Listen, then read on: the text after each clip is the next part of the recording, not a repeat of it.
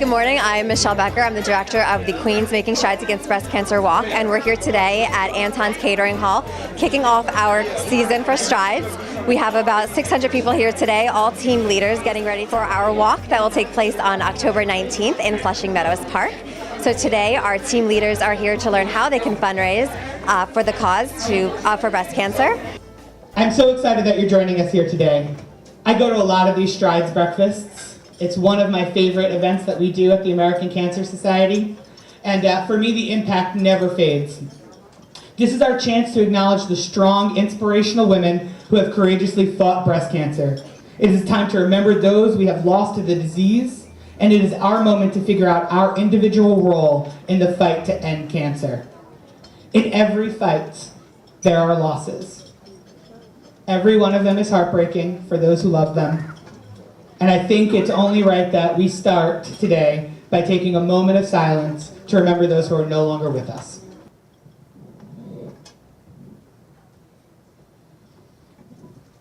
Thank you. I want to say thank you to each of you, our walkers and our sponsors. You've been leading the fight to end breast cancer with us, and we are so grateful.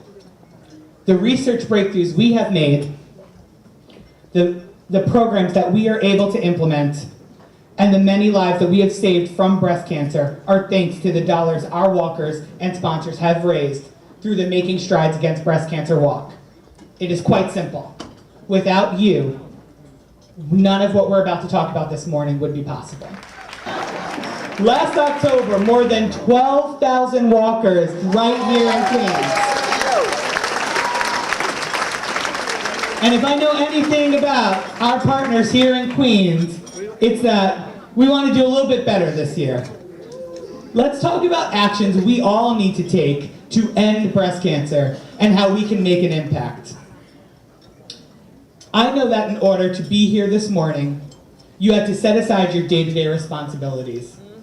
The endless barrage of emails, calls, and text messages, the ongoing to-do list for work and home, the demands of friends and family, whatever's piling up on your DVR or in your Netflix queue.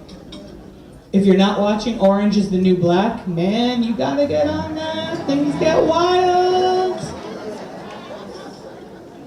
I'm guessing you were able to do that heroic task, and sometimes it does seem heroic because you thought about why you needed to be here, and perhaps who you were here for. Maybe you're here this morning in honor of a cancer survivor. The memory of that journey still fresh in your mind. Maybe you've lost someone to breast cancer and you're here in their memory. Maybe it's your own breast cancer experience that motivates you to be here. Or maybe you are here to just simply help so that one day no one has to hear the words, "You have breast cancer." Whomever or whatever your reason, I want you to know that you are here for the perfect time to help us finish the fight. This year, over 15,000 women in New York will be diagnosed with breast cancer, and over 230,000 women across the country will be diagnosed. Every year, about 2,300 men are also diagnosed with the disease. So although we usually talk about it as a women's disease, you should know there are men out there fighting this fight too. Breast cancer is far-reaching. It impacts our mothers and our daughters, our family and our friends, our colleagues and our community right here in Queens. Breast cancer is a real disease that affects real people right here in our hometown. Sometimes, the magnitude of this disease is scary to think about. But thanks to Making Strides and the American Cancer Society, we each have the power to do something about it. The American Cancer Society is right here in Queens, helping people currently face the disease, and is working tirelessly to prevent future generations to ever have to deal with it.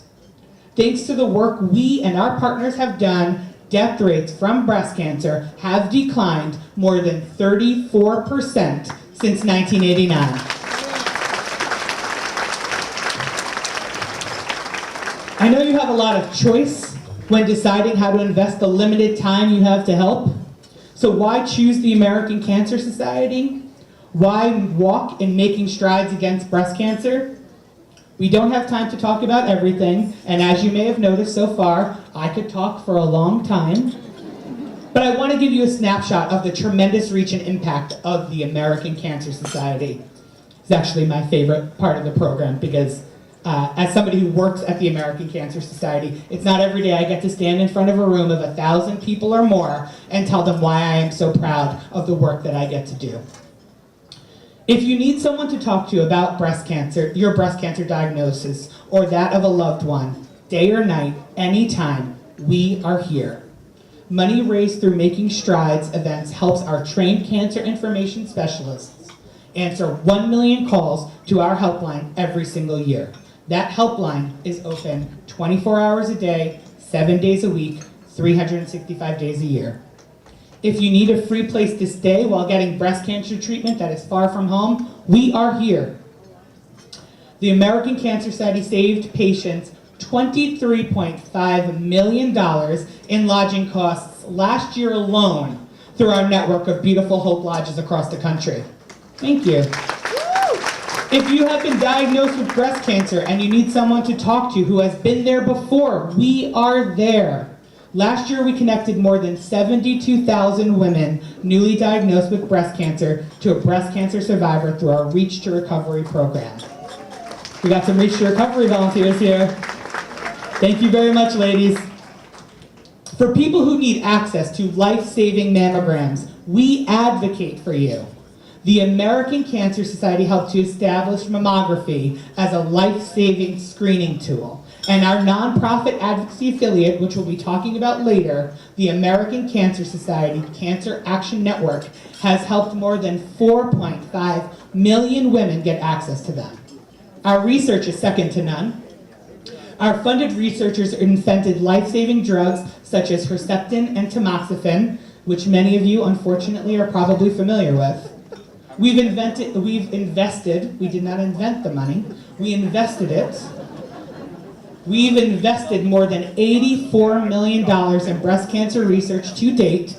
In fact, just this past year, here in the New York City metro area, the American Cancer Society funded 11 researchers with almost $5 million in funding towards breast cancer research. We are quite literally putting the money that we raise where our mouth is. How can the American Cancer Society do all this completely free of charge? Because of you. You and the millions of volunteers across the country who stood together to say, we can make a difference. This is why Making Strides is so important. Through Making Strides, you will impact the fight to end breast cancer. What does the impact we're talking about feel like? I want to introduce you to Arlene Fiorello. Woo!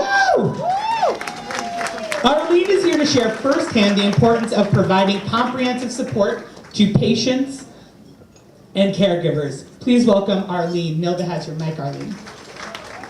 My name is Arlene Fiorella, and I was diagnosed with breast cancer back in 1990, which feels like a million years ago. When I was diagnosed, you may find this strange, but it seemed to lift the weight off my shoulders. For some reason, I have been obsessed with breast cancer most of my adult life. I don't know why, since it was not in my family history. I reacted with, okay, it's here, now what? I had a wonderful team of doctors, and so I put my belief and confidence in them. I felt, now it's up to them. I had a mastectomy, it was my choice. I was given the opportunity, again my choice, to have 6 months of chemotherapy, and I took a Vista for several years. My tumor was very small, but my doctors told me that if I was his wife, he would have to partake the chemo. I was quite apprehensive about it, but was willing to go this route as I did have faith in my doctors. And this is a very, very important aspect in any kind of treatment. You must have faith. I started chemo about a month after surgery. And after the first treatment, my husband took me on a cruise. It was a little weird, as I wasn't sure if I would experience seasickness or have a reaction to the chemo. Fortunately, I was fine. When we returned, my husband would drive me into work, into the doctors for my chemotherapy, and then straight to work. I didn't want to show weakness. 25 years ago, not all companies were sympathetic to this. I can't say there were no reactions, because I did have some. Stomach discomfort and exhaustion. But if the chemo was going to help me and lengthen my life, I was willing to go through with it. Being diagnosed with breast cancer was a wake-up call, telling me to stop worrying and enjoy the second chance and the life I was given. I was very lucky to have a devoted husband, son, family, and friends there for me. I worked and went places and did things I never thought I would. Israel and Masada, that was one of my dreams, and it became a part of my bucket list. I have a passion outside of family and friends. I'm an artist, and I find that when I'm painting, nothing hurts. It's a wonderful place to go to. Of course, when I stop painting for the day, all the aches and pains come back. Probably a mental thing. But art has been a gift that just keeps giving over the years. In 2011, I was again diagnosed with breast cancer. This time it was the other breast. I had the surgery on my 45th wedding anniversary. I was supposed to be on a cruise. I wasn't. I chose a lumpectomy and had radiation. When that was finished, I went off with a group of artists to paint in New Mexico. Then just this year, in May, I traveled to Tuscany, Italy to paint with the same group of artists. That was another bucket list wish. The third bucket list item was to publish a children's story I wrote 50 years ago when my son was 2, and my whole family encouraged me to do this. The American Cancer Society has been with me all of the way since my original diagnosis in 1990. I have been participating in the Making Strides Against Breast Cancer. I raised $2,600 last year, and for the first time, I'm a pace setter. A few years ago, I heard about the Reach to Recovery program and decided to share my experience with others, young and old, who have been newly diagnosed with breast cancer. There is nothing more rewarding than knowing that the women I talk to can vent, and I will listen and understand because I've been there twice. Sometimes life can deal us some tough hands, but the next hand dealt to us may be a winner. And that is what the support of the American Cancer Society has done with the help of all our volunteers and everyone here. I'm going to close with these words: hope and faith. God bless all of you, and God bless America. Thank you so much. My mother is a breast cancer survivor. A very close friend of mine is a breast cancer survivor. So I have been fighting this war now, probably before 2009, but became familiar with American Cancer Society's fight in 2009.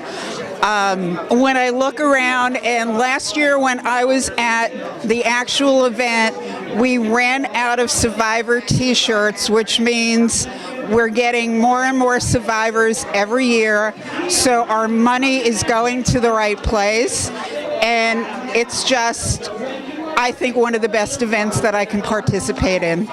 Hi, my name is Kathy Lavash, and I'm an 18-year cancer survivor. 2 weeks ago, thank goodness, the scare again, but it's not cancer this time. But I've been part of the Making Strides since I was diagnosed, and over those 18 years, I've raised over $70,000 ever since they've had pace setters. And it's just really important. I really do believe that in my lifetime we will find a cure, and that's why I do it every year. And every year I try to encourage more and more people to come out and do this. First month. You want to get up? All right, so this is your first year joining St. John's University. What is your name? My name is Shannon. Shannon. And why do you make strides? What is the purpose of what you're here? I make strides for people like my grandmother, who's a survivor. She's been with us, she's such a strong, independent woman, and to stand up for people like her is what helps me make this. Thank you. Thank you. A big shout out to her. Our family members is why we're always here. And now we have Jennifer Cayetano. All right, Jennifer, why are you here? To create a world with more birthdays. We need to celebrate more birthdays.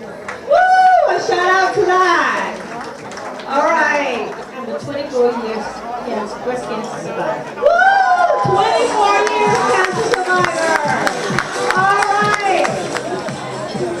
How are you? What's your name? Hi, Flora. And why are you here this morning? I'm a 2-year survivor. That is amazing. Flora, 2-year cancer survivor. And your sister too. What is your sister's name? Isabel. 3 years cancer survivor. 3 years cancer survivor. How do you feel?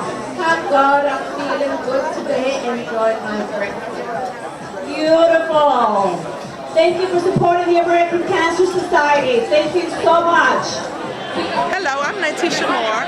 I am an American Cancer Society recruiter, and I'm excited about being here on today. Today was an awesome success.